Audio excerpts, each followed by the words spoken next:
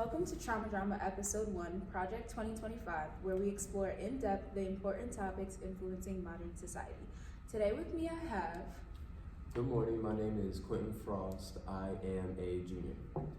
I am Mylasia Green, I am a senior. I am Kimberly Sutton, and I'm a junior.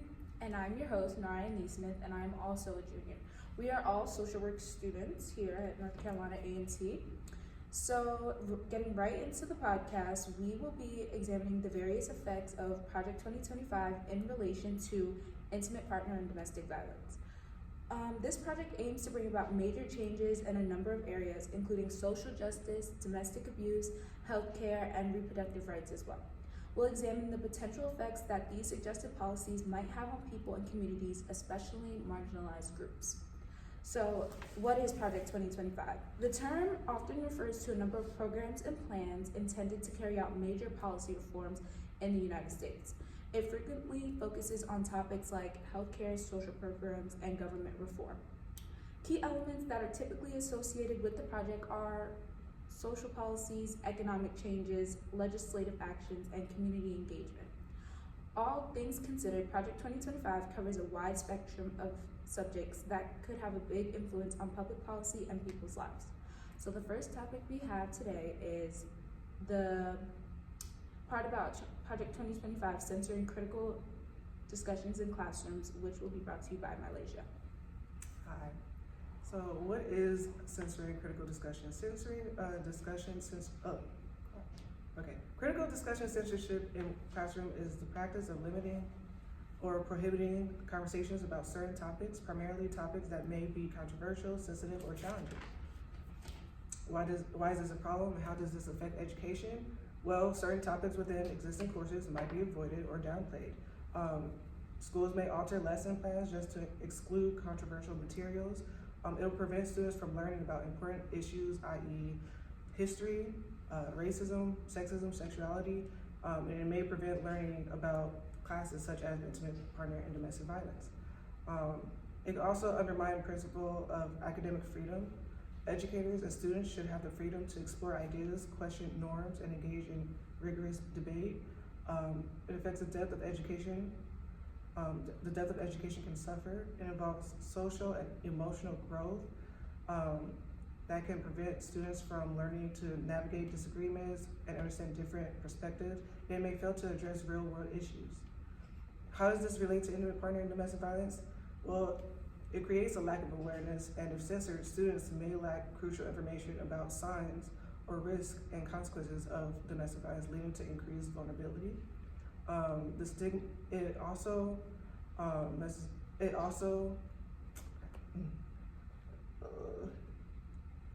It's also about stigmatization of victims. With open conversations, cultural stigmas around victimhood may persist, making it harder for individuals to seek help or support when experiencing violence.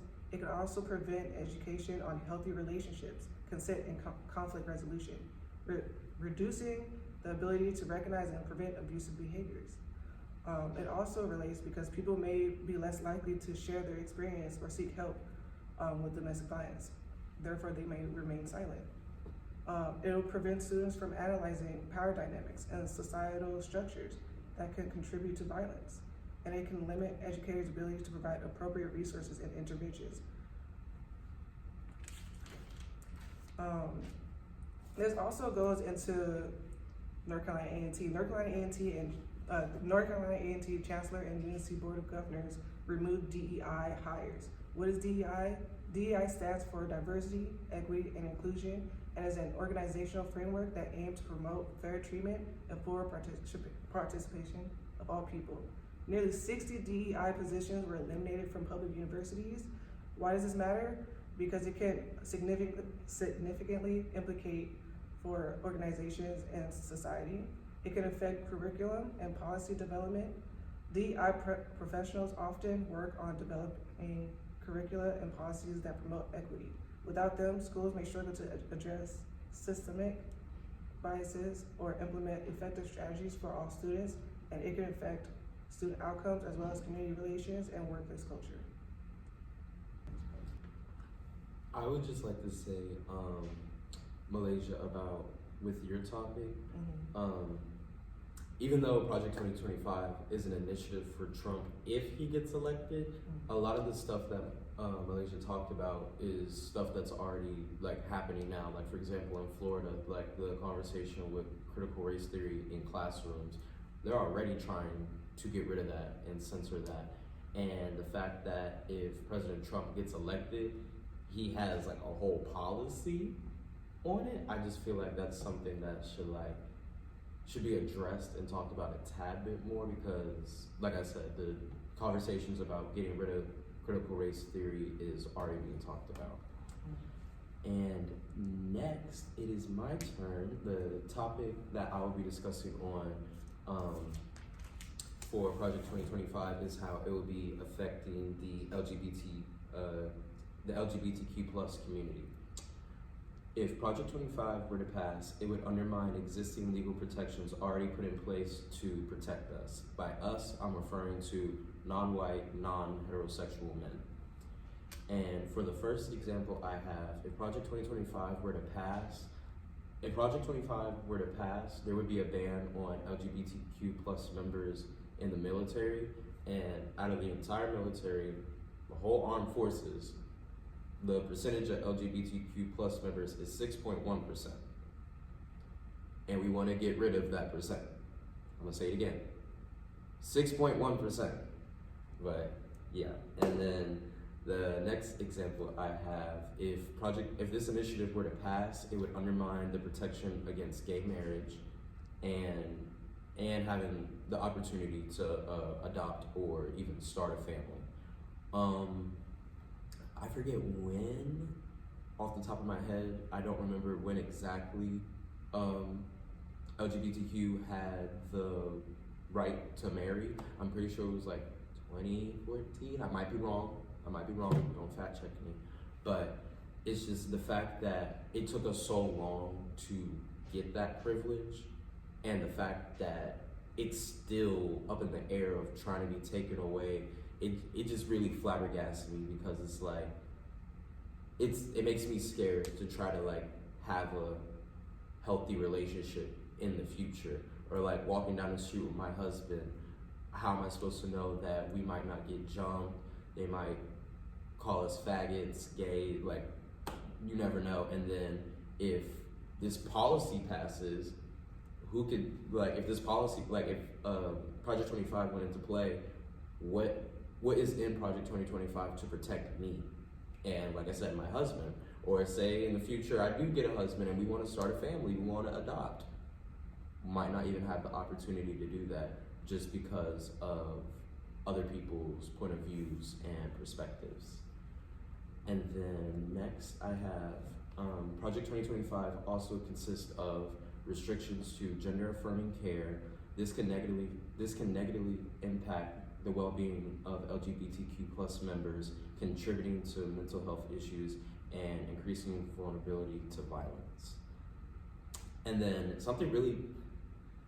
not necessarily really big, but something that I like to talk about because I feel like not a lot of people know it.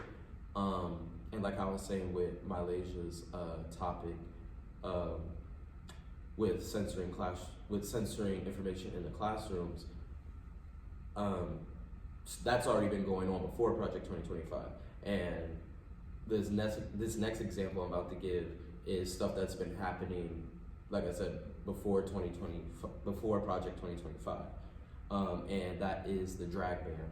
And if you don't know what drag is in the LGBTQ plus community, no matter what your gender is, it's pretty much kind of like dressing up as the opposite gender, like full hair, full makeup. You have drag kings, you have drag queens.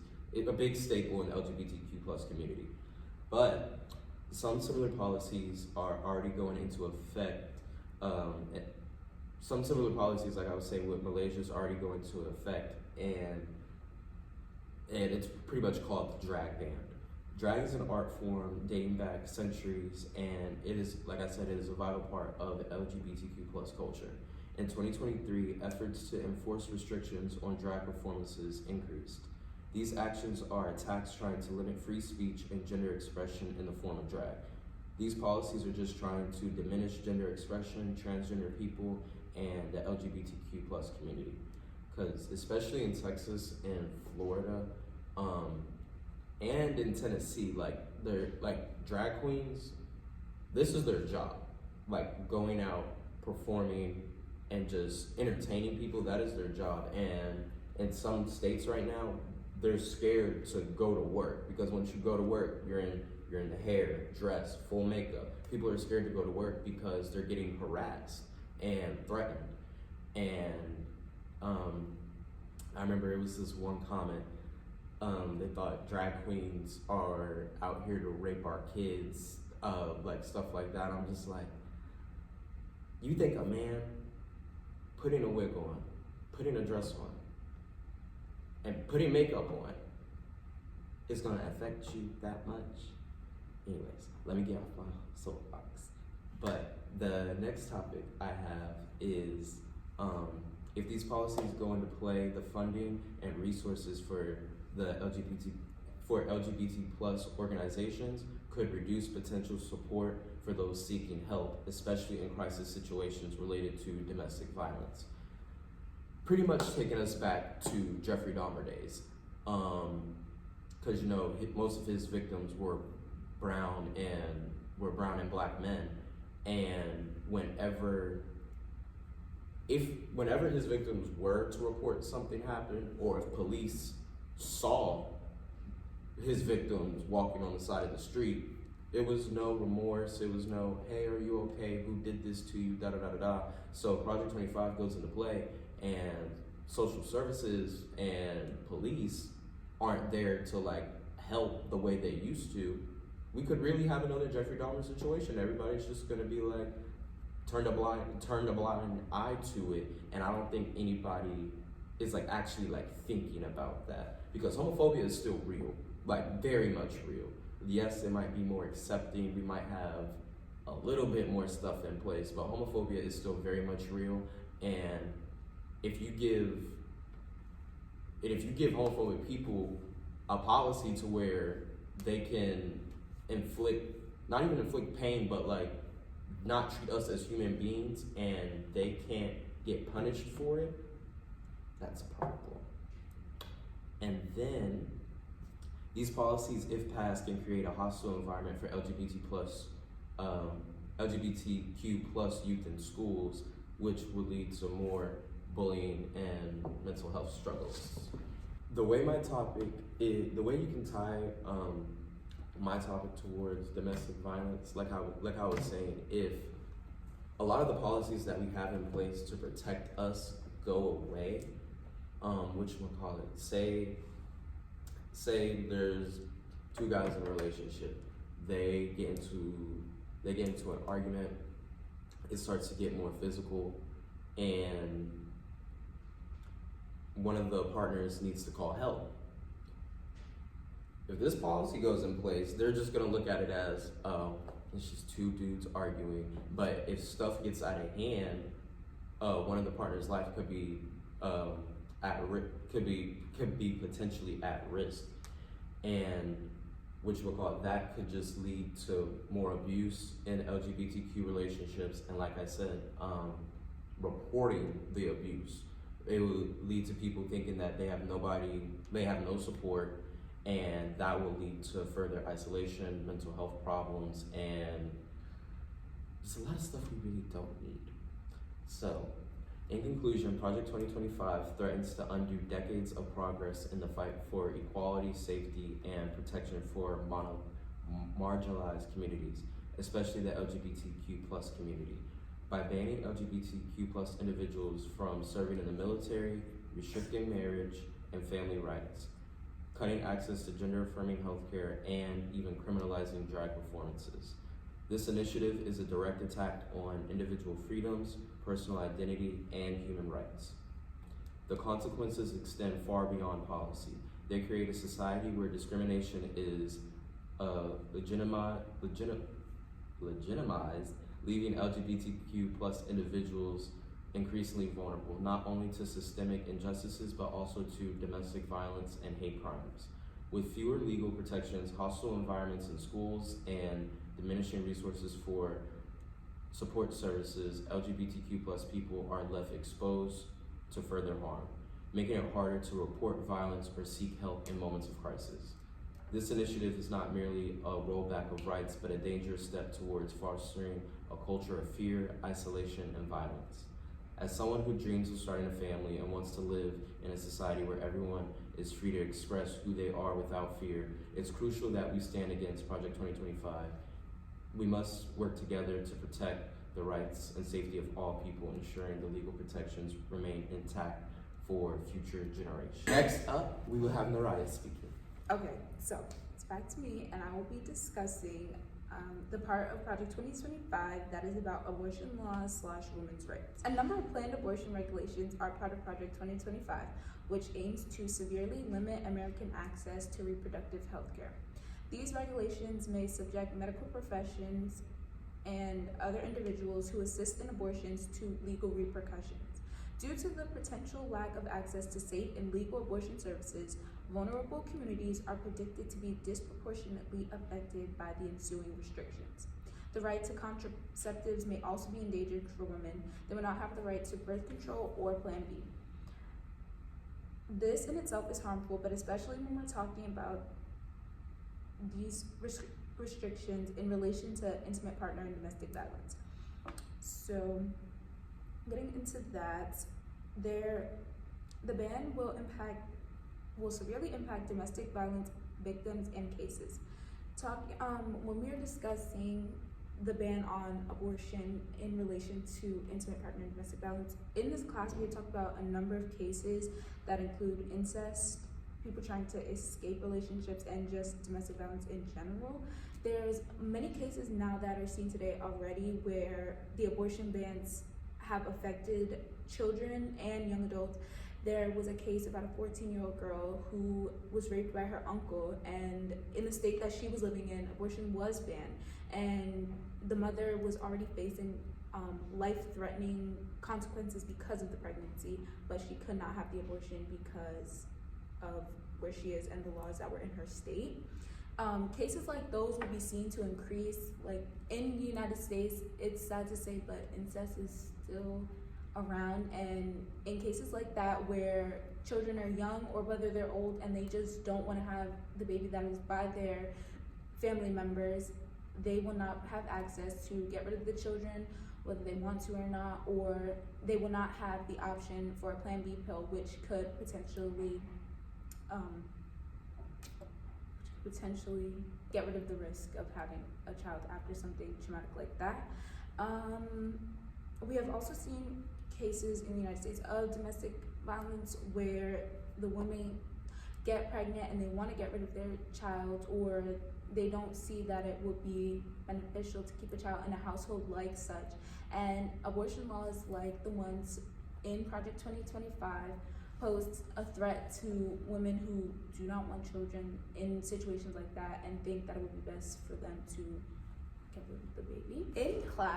In our class, Intimate Partner and Domestic Violence, we have talked about the power and control wheel, and there are certain things on the wheel that are important when discussing the abortion laws and cases like this. The use of intimidation, the use of coercion, and male privilege are all seen when talking about domestic violence cases, and especially when the woman becomes pregnant or in a situation like that where men tend to use their intimidation because they know that abortion will be illegal. They use that as a tactic to either keep women in relationships or scare them into not going to police and getting help about it.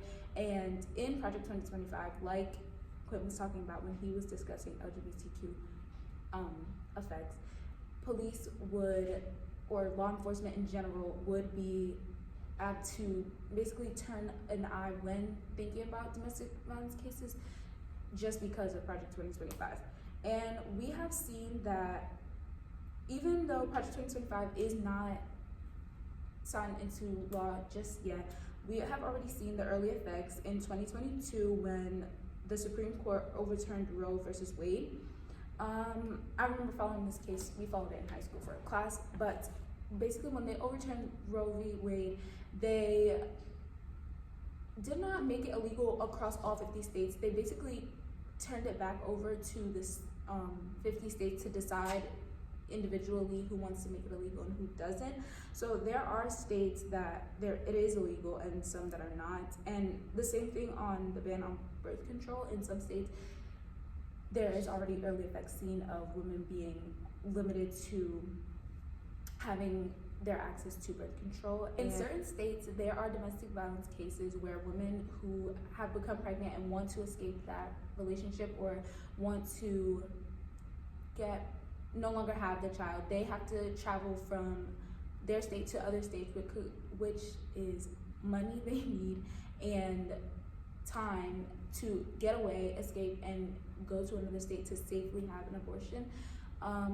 Laws like this would also increase maternal death rates, just because if there's no access for safe abortions, women will turn to other sources which could lead to them traveling to other countries or trying to do home remedies in order to not have children that they do not want or that would be harmful for the children if they do have them.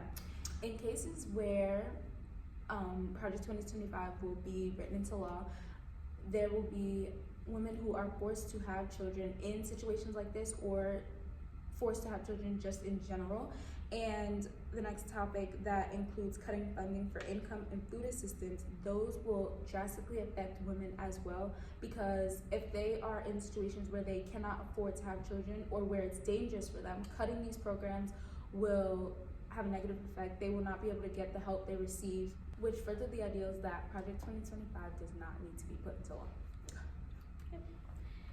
And as Naraya was saying, there will be cutting of funding for income and food assistance programs with Project 2025's agenda. And one of these programs that is up on the chopping block is TANF. So TANF is the Temporary Assistance for Needy Families, and their goal is to provide funding for basically families in need with children to achieve economic stability. And how that relates to intimate partner domestic violence, TANF actually has funding set aside for victims and their children in domestic violence cases.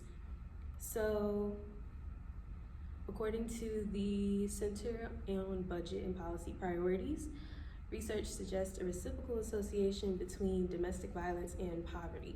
So in many of these cases, you see people in low-income families who are experiencing domestic violence and have no way out without further assistance because their finances aren't in that kind of order. So without these assistances, survivors are basically trapped in their conditions, especially when their abusers use power and control to deprive their victim economically. And so when you see these women and their children, they can't get the funds that they need in order to leave the situation because they either have to depend on their partners completely because they're like stay-at-home mothers, or they just have like a two-parent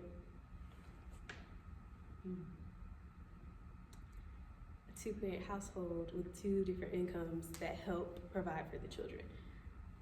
And this jeopardizes educational goals, productivity at work, and the ability to work, which impedes their financial situation even further. So without this funding, victims would have to make a decision on whether to stay in the situation to keep a roof over their heads or leave with the risk of losing everything, including their children. So with Project 2025, this could potentially split families, even worse than trying to leave the domestic situation that could also cause the parent, like the women, to lose their rights to their children. So in current news, on September 24th, 2024, the House of Representatives Ways and Means Committee had a hearing on the reform of TANF due to states' misuse of funds, and this affects us because with Project 2025, they already have the agenda in motion. And so if they're already hearing on reforming the program itself, they'll be more likely to cut in its fundings. But overall, we know it's not just the victims who are affected by domestic violence, it's also them and their children. Because children see and hear things all the time, they could pick up on these behaviors and it could cause them to be traumatized. Also, they could learn later on in life to either accept or display these same behaviors. So, yeah. And real quick, I don't know if everybody noticed, but like the common like thread, well, there's like two common threads with Project 2025. Almost everything that we all talked about is stuff that they have an agenda. Like they are already talking about it. They already want it to happen. Whatchamacallit, abortion being completely illegal, censoring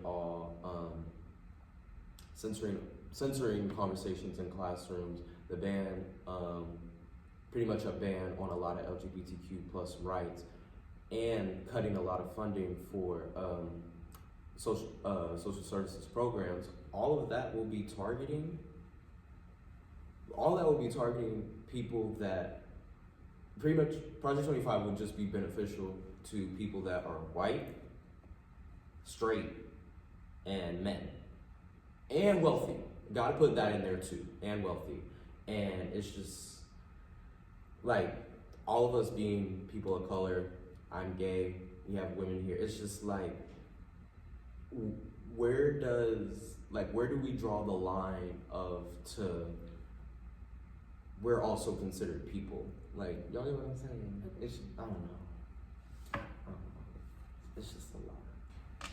Okay, so in conclusion, it's evident that a strengths-based approach is critical when considering Project 2025 and its critical role in combating domestic abuse. We can create a more encouraging atmosphere for empowerment and healing by acknowledging the resiliency and resourcefulness of the people and communities impacted by domestic abuse. Understanding everything discussed in our first podcast is important, especially when it comes to voting in this election season that is upcoming. It is necessary to know that laws put in place, especially ones outlined in this project, will cause more harm than good.